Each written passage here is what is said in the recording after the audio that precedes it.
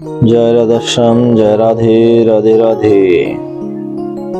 ভগবানের অনুষ্ঠান প্রতি মাসেই একটা না একটা থাকে। আষাঢ় মাসে রথযাত্রা, শ্রাবণ মাসে ঝুলন যাত্রা, ভাদ্র মাসে ভগবান শ্রীকৃষ্ণের জন্মাষ্টমী, আবার তারপরে রাধাষ্টমী। একের পর এক ভগবানের অনুষ্ঠান থাকেই। এই 2024 সালে ঝুলন যাত্রা কত তারিখ, কি বার, কোন দিন থেকে শুরু, তার বিস্তারিত শ্রবণ করুন। এই 2024 সালে ঝুলন যাত্রা আরম্ভ হবে পবিত্র রূপণী একাদশী অর্থাৎ শুক্রবার থেকে আরম্ভ হয়ে তার সমাপন হবে সোমবারে তার সমাপন ঝুলন যাত্রা। আর সেদিনই রাখি বন্ধন।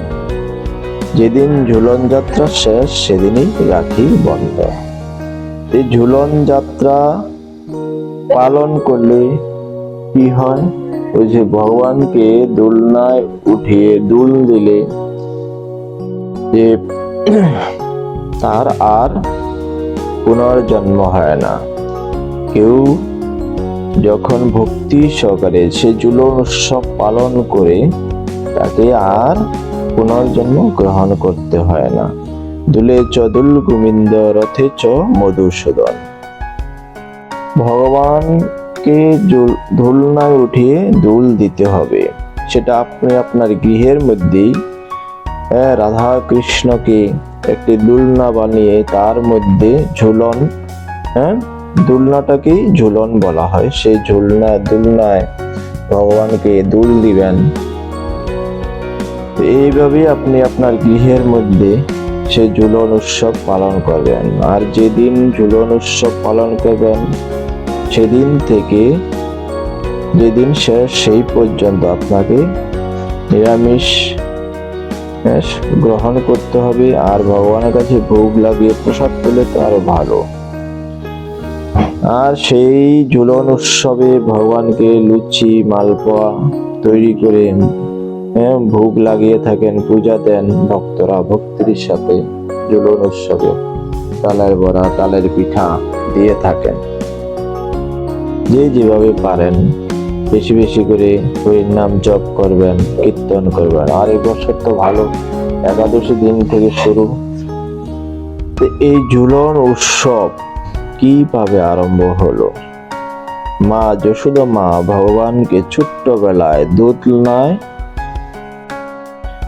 বসিয়ে দোলনায় শুয়ে দুল দিতেন ছোট্টবেলায়।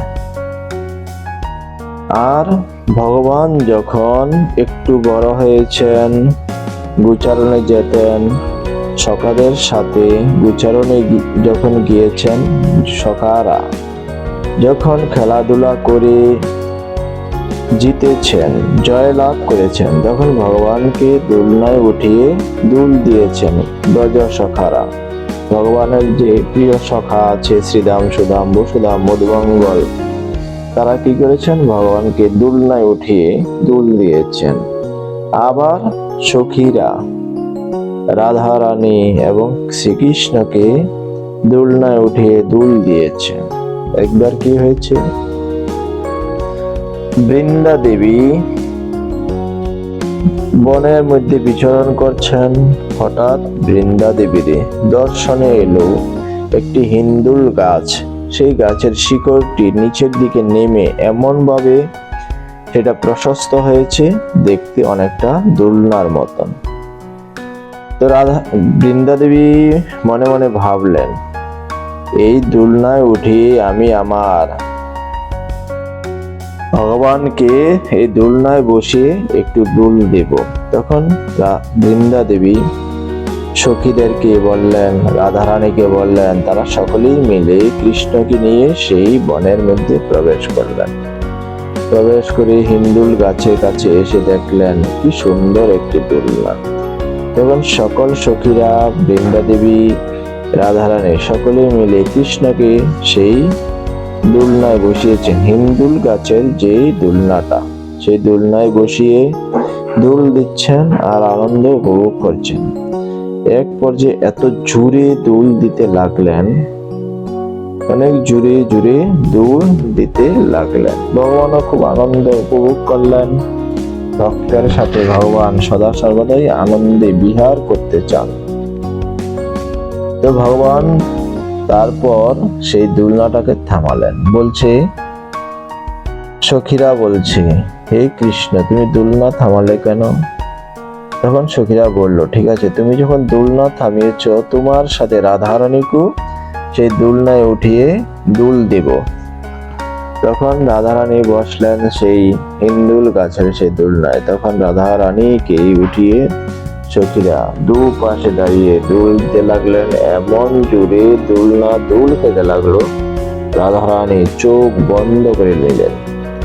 এত জোরে দোলনায় দোল দিচ্ছেন। এই জন্য যে দোলনা বানানো হয় মন্দিরে বা গৃহে, সেই দোলনাটাকে খুব সুন্দর করে ফুল দিয়ে সাজানো হয়, ফুল দিয়ে সাজানো হয়, বিভিন্ন কিছু দিয়ে সাজিয়ে খুব সুন্দর করে পরিপাটি করা হয়। আর বৃন্দা দেবী যখন সেই বনে বিচরণ করছিলেন, সেই দোলনাটাকে দর্শন করছেন, আর ভগবান রাধা কৃষ্ণকে সখীদেরকে নিয়ে যখন সেই বনে প্রবেশ করেছেন, ভগবান সেই বনে প্রবেশ করতে করতে শর ঋতুর যে পুষ্পরাজি আছে তারা সকলে সেখানে এসে সমাগত হয়েছেন। ফলজ বৃক্ষ শর ঋতুতে যে ফল হয়, তখন সেই ফলগুলি ফলে পরিপূর্ণ হয়ে গেল। ভগবানকে সেই দোল উৎসবে দোলনায় আনন্দ দেওয়ার জন্য সকলেই মিলে তারা ভগবানকে আনন্দ দিতে লাগলেন। এইভাবেই দোল উৎসব আরম্ভ হলো। ভগবান রাধা কৃষ্ণ যখন দোলনায় উঠে দোল খাচ্ছেন, তখন সখীদেরও মনে মনে বাসনা হলো, আমরাও যদি আমাদের প্রাণনাথে থাকি সাথে দোল খেতে পারতাম। এই দোলনায় উঠে, হিন্দুল গাছের সেই দোলনায় উঠে। ভগবান তো অন্তর্যামী, সাথে সাথে ভগবান সেই অন্তরে তাদের অন্তরের কথা জানতে পারলেন। তখন যত সখী ছিল তত দোলনা হলো, তখন তত কৃষ্ণ হলো। সকল সখী সকলে দোলনায় উঠেছেন, ভগবানও সকলের সাথে উঠে সেই দোলনায় দোল খেয়েছেন। ভগবান সকলের মনোবাঞ্ছা পূরণ করেন, কারো মনের আকাঙ্ক্ষা তিনি অপূর্ণ রাখেন না। এটি হল ভক্তের ভগবানের কৃপা। এখানেই ভগবানের ঈশ্বরের ঈশ্বরত্ব।